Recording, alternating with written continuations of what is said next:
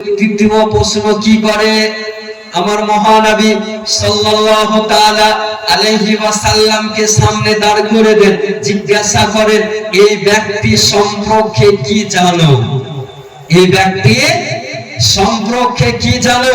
আজকে যদি আমরা নবীকে নিজের বড় ভাইয়ের মতো সম্মান করি তাহলে বলবো যে আমাদের বড় ভাইয়ের মতো, নাকি গো?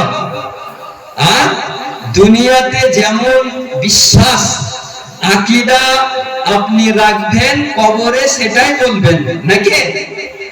যদি দুনিয়াতে আপনি নবী সম্পর্কে এইরকম আকীদা রাখেন, বিশ্বাস রাখেন যে নবীর জ্ঞান তো নবীর জ্ঞানের চেয়ে শয়তানের জ্ঞান বেশি ছিল, নাউজুবিল্লাহ বলেন, জোরে বলেন নাউজুবিল্লাহ মিন যালিক।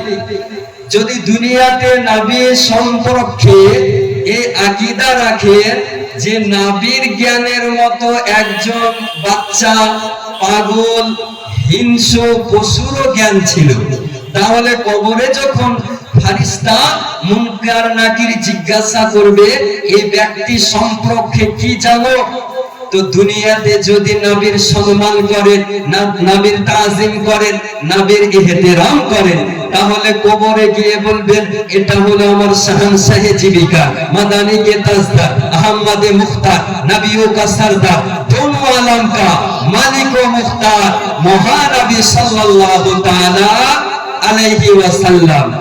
দুনিয়াতে যেমন আপনি আকীদা নবী সম্পর্কে রাখবেন, কবরেও সেই কথাটাই আপনার বের হবে, নাকি গো? তো কবরে আমাদেরকে যেতে হবে ঈমান নিয়ে, কি নিয়ে? ঈমান নিয়ে।